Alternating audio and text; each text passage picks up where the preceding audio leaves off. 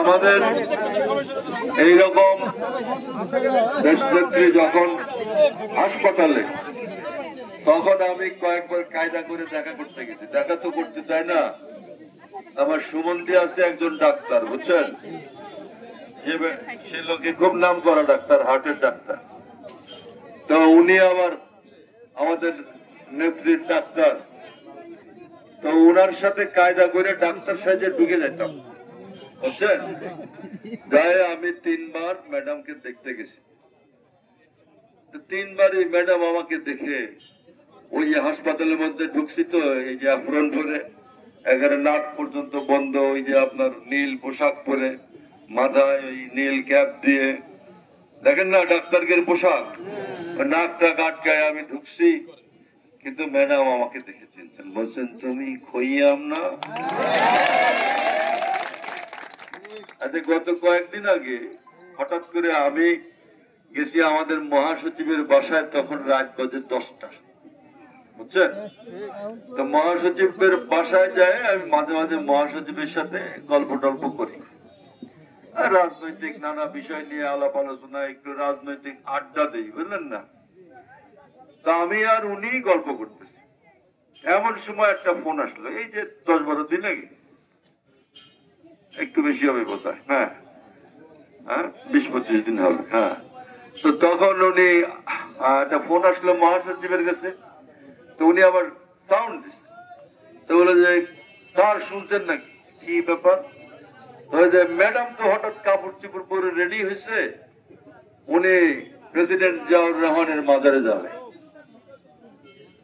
মানে হঠাৎ মনে হয়েছে স্বামী তো, বুঝলেন না, হঠাৎ মনে হয়েছে যে স্বামীর কাছে যাব।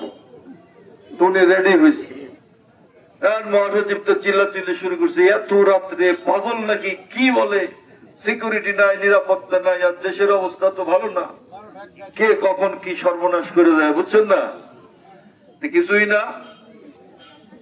তো শেষকালে আমি বললাম চলেন যাই আর কি। তো ম্যাডামের বাসায় গেলাম, যা দেখলাম উনি একেবারে রেডি হয়ে বসে আছে, কেমন। তো উনি গাড়িতে এসে যখন উঠে, তখন আমি ওনার এই গাড়ির দরজাটা খুলে দিলাম, তো উনারে সালাম দিলাম, সালাম আলাইকুম ম্যাডাম। তো উনি আমাকে দেখে বলল খইয়াম, হ্যাঁ এই মমতম ফুটান রে বাবা, আমাকে খইয়াম, তোমাকে অনেকদিন দেখিনি। হ্যাঁ, সেই মমতাময়ী মা, বুঝছেন, তাকে কারাগারে আটক করে রাখলো এই হাসিনা সরকার। তো তার প্রতি আমাদের অসীম কৃতজ্ঞতা আমরা জানাবো, নাকি তার প্রতি আমরা অসীম কৃতজ্ঞতা জানাবো, জানাবো না।